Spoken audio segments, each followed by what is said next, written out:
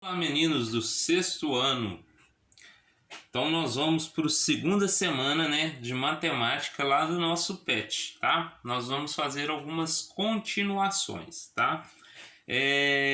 Continuação então. Continuação de quê? Da geometria, tá? Nós falamos sobre figuras, Algumas figuras. Os nossos exercícios de novo são sobre figuras. Então eu vou passar algumas coisinhas aqui só reforçando. Nós já vimos, mas vale como reforço, tá? Então olha só, continuação de geometria. Primeiro, polígonos. O que são polígonos?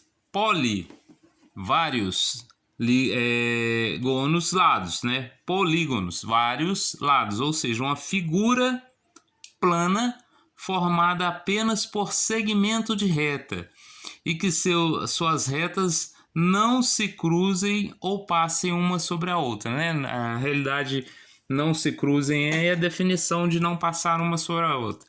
Como assim? Eu não posso ter esse tipo de situação, uma sobre a outra, tá? Então isso caracteriza o quê? Um cruzamento, tá? Uma passando sobre a outra, igual uma esquina, com duas ruas, uma mão de cá e outra mão de cá. Chega na esquina, tem o cruzamento das duas ruas, tá? Então uma não pode passar sobre a outra. Lembrando que para mim chamar de polígono, eu só posso estar falando de retas. Então, para o polígono não existe curva, tá? Se tiver alguma coisa com uma curva, então ele deixa de ser um polígono. Você está vendo aqui que minha régua, ela está o quê? Fazendo uma pequena curva, Ó, olha lá. Então não pode ter curva, ok? Para os nossos polígonos. Então, os polígonos são classificados de acordo com o número de lados, tá? O polígono mais simples que existe, qual que é? É o triângulo, Quando eu faço o desenho do triângulo, eu tenho apenas 3 lados. Depois vem 4 lados, quadrilátero, 5 pentágonos, 6 hexágonos. Nós já falamos isso, tá? Estou reforçando com vocês. Vamos entrar em mais alguns detalhes daqui a pouco, tá? Veja bem a imagem que nós temos ali. Quem que são eles? São os prismas.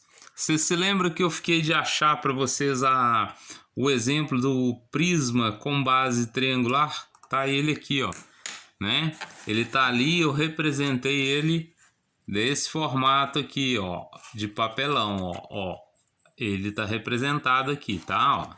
Ele fica em pé, tá? Ele é uma figura sólida, Ó, com uma base de 3 lados de um lado e uma base de 3 lados do outro.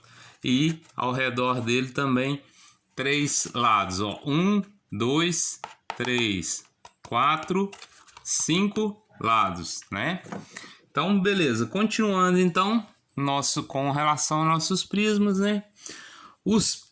O prisma é uma das várias formas geométricas. É formado pela união de faces laterais paralelas com bases de forma e tamanho iguais. É o que eu falei para vocês aqui, ó. Um triângulo de cá e um triângulo de cá. De cá ficou escuro, mas de cá, ó, tá bem nítido, Então o que acontece? Faces paralelas. Esse lado aqui, ó, com esse aqui, ó, eles são paralelos, ou seja, eles estão paralelos um ao outro, ó. Nessa forma, Eles não estão inclinados entre si,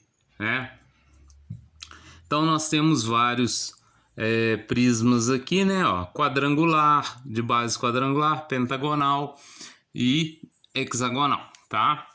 Para dar nome, ao prisma, temos que conhecer a forma de sua base. É o que eu acabei de dizer, Então, como exemplo, um prisma triangular.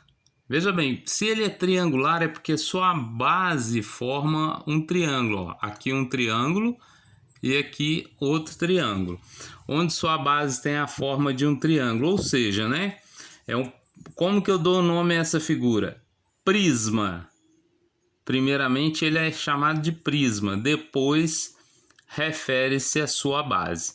Então prisma é toda figura sólida, né, ó, que tem esse formato aqui, tá? É bem próximo ao cubo, só que o cubo, né, ele tem todos os lados exatamente iguais. Aqui não, aqui pode ser chamado de paralelepípedo, né?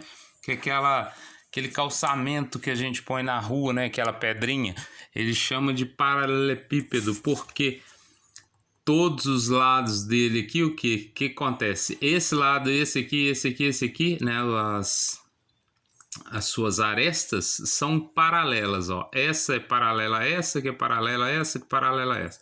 E essas duas aqui também paralelas, e essas duas também paralelas, tá?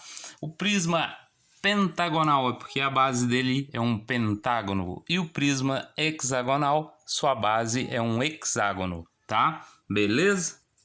Continuando então. Veja só esse outro prisma aqui.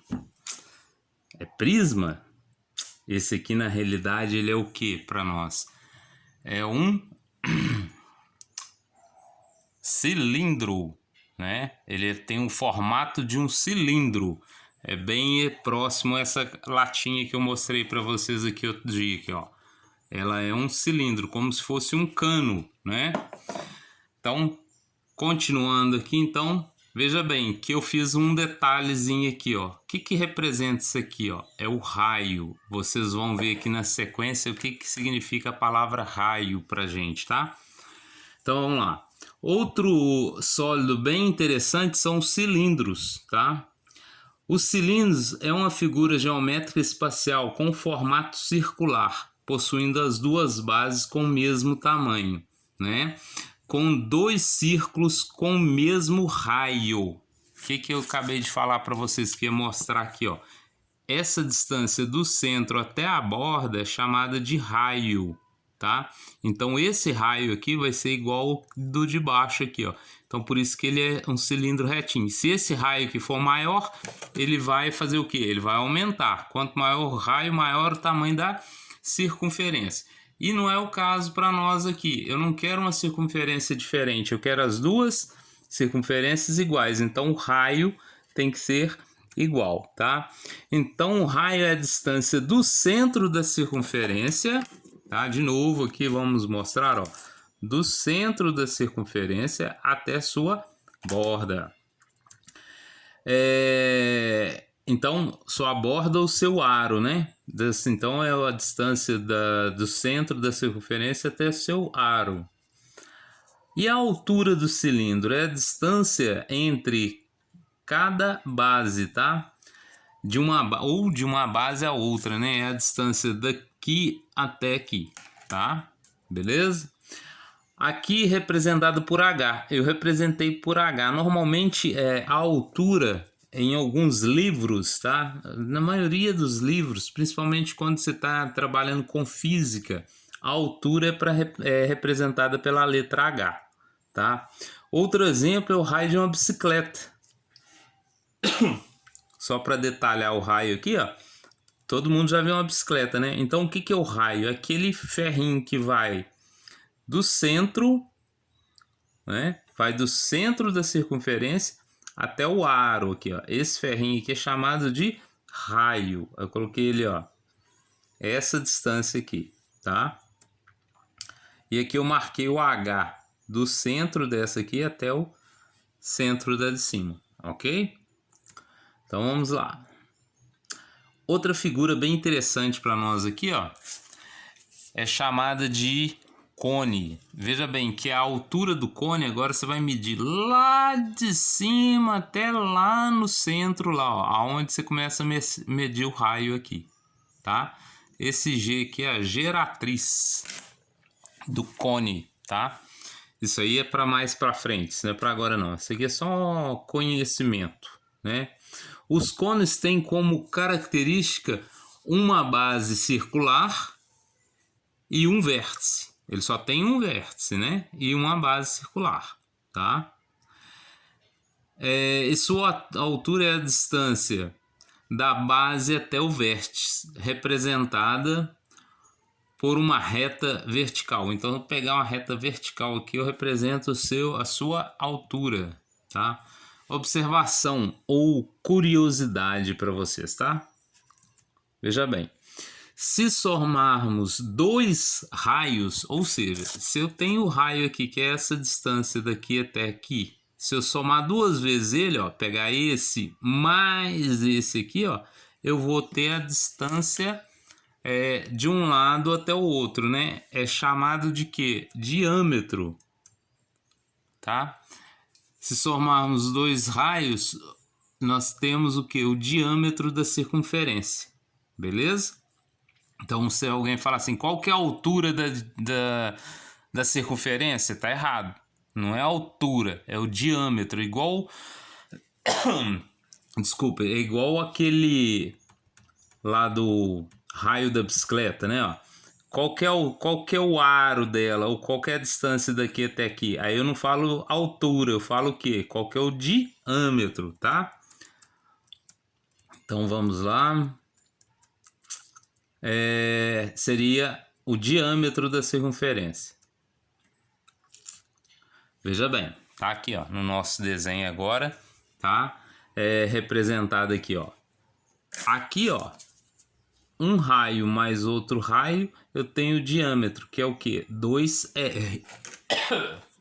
Engasguei. Que é 2R.